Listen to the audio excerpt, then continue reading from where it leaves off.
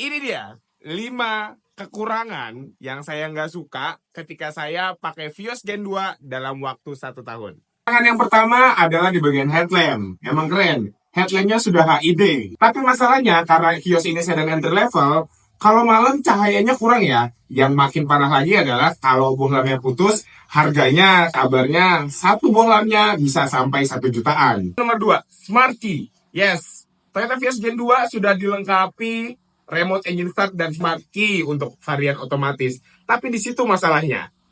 Smart key-nya hanya ada di pintu supir.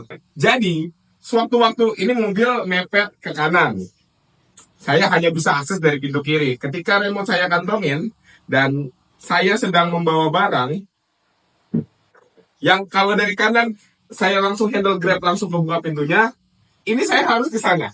Nah, di situ ribetnya. Saya harus membuka mobil dari remote. Seandainya ada smart key di sini, ini bisa memudahkan pengguna Toyota Vios dan lebih fleksibel. Kelemahan nomor 3, ada di ukuran kursinya. Dengan postur saya yang sebesar ini, untuk dalam kota sih tidak masalah ya. Untuk perjalanan luar kota, perjalanan yang lebih dari 1 jam, di situ masalahnya. Kursinya terlalu pendek, jadi tidak menyangga paha saya dengan baik. Jadi ketika misalkan let's say ke Bandung yang memerlukan waktu lebih dari 1 jam, itu saya merasa lebih cepat pegal pakai mobil ini.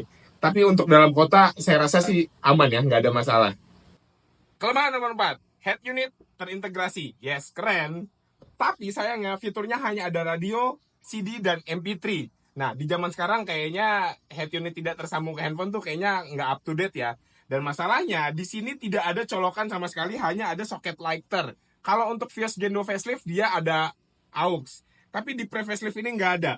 Nah, akhirnya saya menemukan Bluetooth transmitter.